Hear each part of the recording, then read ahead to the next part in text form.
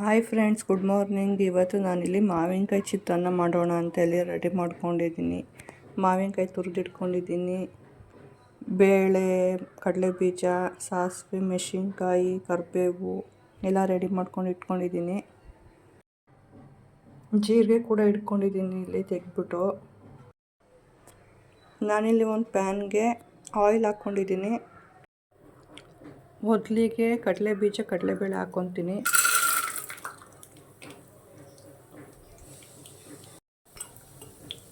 ಸ್ವಲ್ಪ ಫ್ರೈ ಮಾಡ್ಕೊತೀನಿ. ಸ್ವಲ್ಪ ಫ್ರೈ ಆದಮೇಲೆ ಕರಿಬೇವು, ಸಾಸಿವೆ,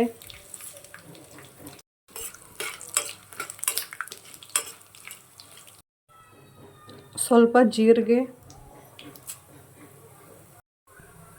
ರುಚಿಗೆ ತಕ್ಕಷ್ಟು ಉಪ್ಪು, ಹಾಗೆ ಮೆಣಸಿನ್ಕಾಯಿ ಎಲ್ಲನೂ ಸ್ವಲ್ಪ ಫ್ರೈ ಮಾಡ್ಕೊತೀನಿ. ಇವಾಗ ತುರಿದಿರುವಂಥ ಮಾವಿನಕಾಯಿ ಕೂಡ ಆ್ಯಡ್ ಮಾಡ್ಕೊತೀನಿ ಲಾಸ್ಟಿಗೆ.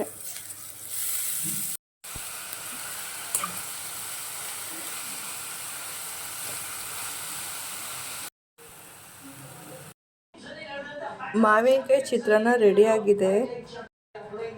ಅದ್ರ ಜೊತೆ ಮಾವಿನಕಾಯಿ ಉಪ್ಪಿನಕಾಯಿ ಕಾಂಬಿನೇಷನ್ ತುಂಬ ಚೆನ್ನಾಗಿರುತ್ತೆ.